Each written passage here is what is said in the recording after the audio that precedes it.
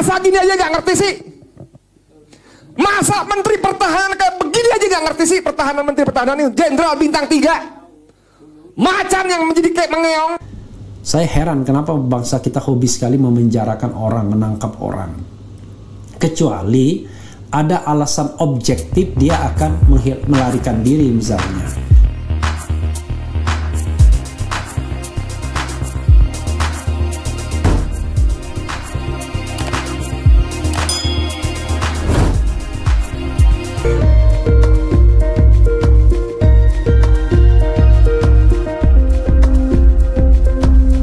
Hiruk pikuk soal dugaan ujaran kebencian yang dilaporkan ke polisi, nampaknya pada bulan Januari 2022 ini jumlah pelakunya mencapai rekor tertinggi dalam sebulan, yaitu berjumlah 3 orang yang diduga melakukan ujaran kebencian, sebuah rekor yang belum pernah terjadi pada masa-masa sebelumnya. Kasus pertama pada pekan pertama bulan Januari 2022, pelakunya adalah Ferdinand Huta Hayan karena unggahannya di Twitter yang menyebut Allahmu lemah. Kasus kedua pada pertengahan Januari lalu, pelakunya adalah Arteria Dahlan, politisi PDI Perjuangan yang saat rapat di Komisi 3 DPR meminta pada Jaksa Agung agar memecat Kajati yang berbahasa Sunda. Sedangkan kasus selanjutnya pada pekan terakhir Januari 2022, pelakunya adalah Edi Mulyadi.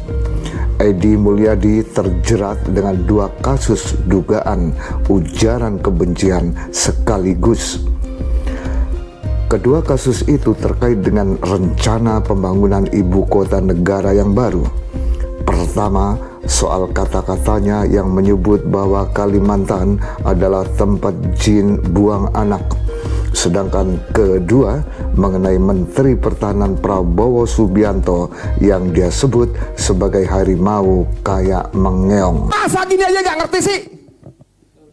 Masa Menteri Pertahanan kayak begini aja nggak ngerti sih? Pertahanan, Menteri Pertahanan ini Jenderal bintang 3, macan yang menjadi kayak mengeong, nggak ngerti begini aja. Ini sih bicara soal kedaulatan negara, bos. Dengan 2 kasus dugaan ujaran kebencian yang dilakukan Edi Mulyadi itulah akhirnya dia dilaporkan ke aparat kepolisian di berbagai daerah. Kalimat yang berbunyi tempat jin buang anak dalam budaya Betawi sebenarnya adalah kalimat yang biasa saja untuk menggambarkan suatu tempat yang jauh dan sepi. Yang menarik, sejauh ini belum pernah ada orang di Jakarta dan sekitarnya yang tersinggung manakala area tempat tinggalnya disebut sebagai tempat jin buang anak. Namun rupanya zaman berkembang, perubahan budaya pun terjadi di sana-sini. Suatu kalimat yang tidak ada masalah bila diucapkan untuk komunitas suatu daerah, dalam kasus ini ternyata dianggap bermasalah di daerah lainnya. Faktanya, sejumlah orang Kalimantan tersinggung dan marah dengan kalimat tempat jin buang anak yang disematkan untuk daerah calon ibu kota yang baru di Pulau Borneo itu. Maka demonstrasi pun berlangsung di mana-mana di Kalimantan. Bahkan perwakilan masyarakat Kalimantan juga mendatangi gedung DPR di Jakarta. Menurut pakar hukum dari Universitas Diponegoro Semarang, Profesor Suteki, mestinya hal seperti itu tidak direspon berlebihan.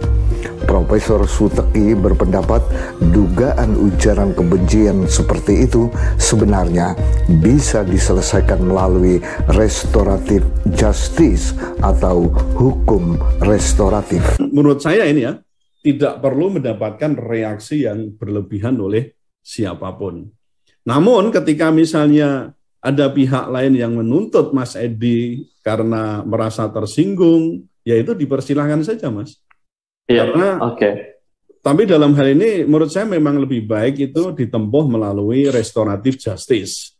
Disampaikan oleh Kapolri kita ya bahwa untuk kasus-kasus yang ini kan cenderung nanti ke persoalan SARA kan, dari pasal 28 ayat 2 Undang-Undang ITE mengenai delik ujaran kebencian yang terkait dengan SARA.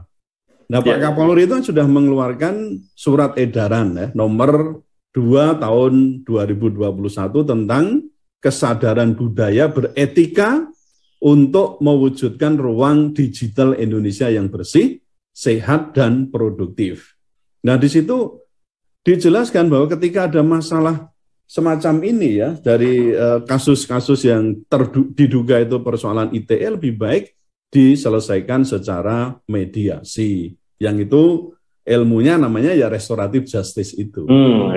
Di Mulyadi pada akhirnya memang menyusul Ferdinand Huta Hayan, pelaku dugaan ujaran kebencian sebelumnya yang ditahan aparat kepolisian untuk menjalani proses hukum yang ada.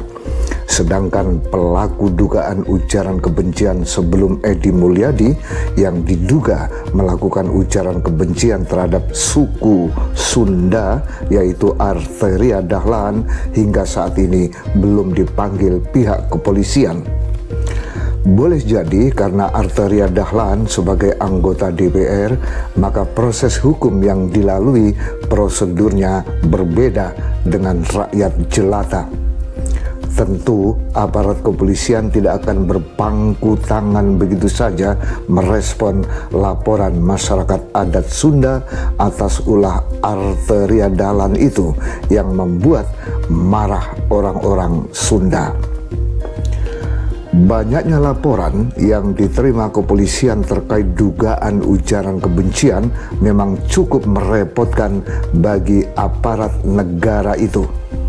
Kasus dugaan ujaran kebencian yang membelit pegiat media sosial Denny Sergar misalnya kini sedang ditangani Polda Metro Jaya setelah kasus itu praktis mengendap 1,5 tahun lebih. Adalah merupakan PR pekerjaan rumah yang tentu menyita perhatian tersendiri bagi aparat kepolisian kita terkait kasus-kasus laporan dugaan ujaran kebencian yang melibatkan dosen Universitas Indonesia Ade Armando, Permadi Arya alias Abu Janda, Zen Asgab alias Habib Kribo, pegiat media sosial Eko Kuntadi dan Rudi Eskamri serta Gus Arya.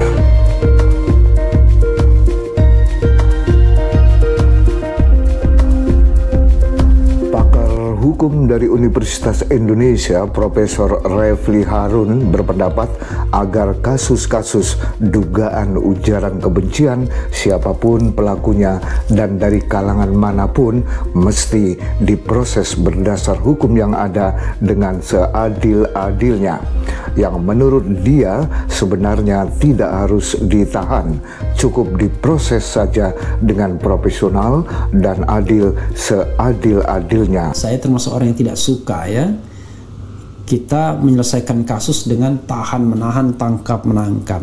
Kalau itu memang dianggap sebuah tindak pidana, maka diproses saja, tidak perlu orangnya ditangkap, ditahan. Yang penting diproses secara profesional, dan kalau memang salah ya dihukum, kalau tidak salah dibebaskan.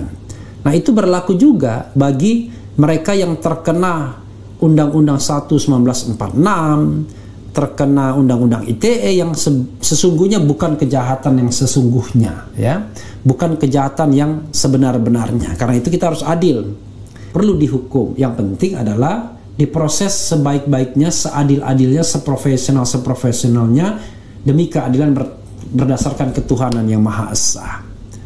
Saya heran kenapa bangsa kita hobi sekali memenjarakan orang, menangkap orang.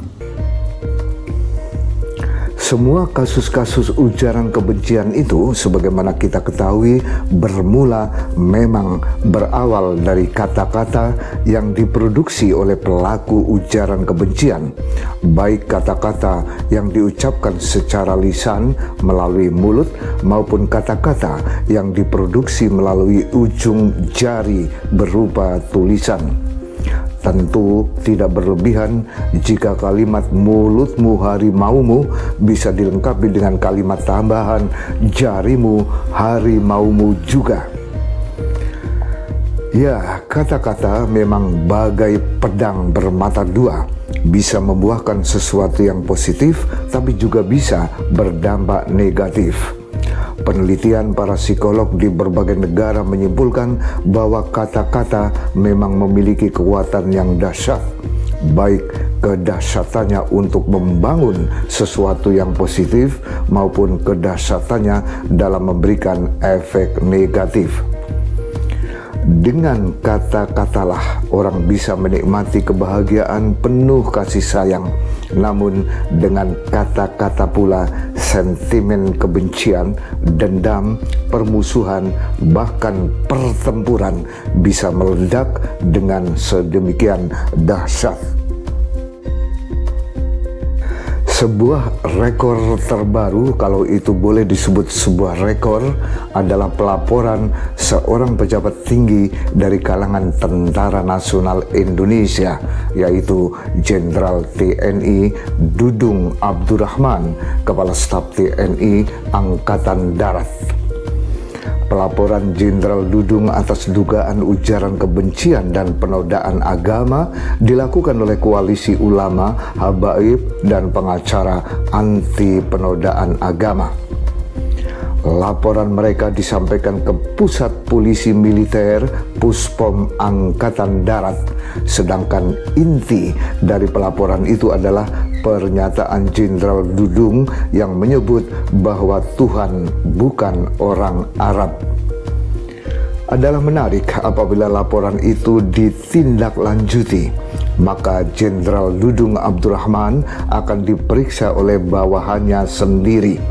Jelas ini suatu peristiwa langka yang tentu akan menarik perhatian, khususnya di kalangan para pengamat militer. Namun langka atau tidak, dalam merespon kasus-kasus seperti itu, mestinya kita lebih mengedepankan restoratif justice, mediasi atau musyawarah untuk mencapai mufakat dalam menjaga perdamaian dan persaudaraan di antara sesama anak bangsa di negeri tercinta ini. Mari sama-sama kita jaga agar bangsa ini tidak menjadi bangsa yang pemarah dan pendendam.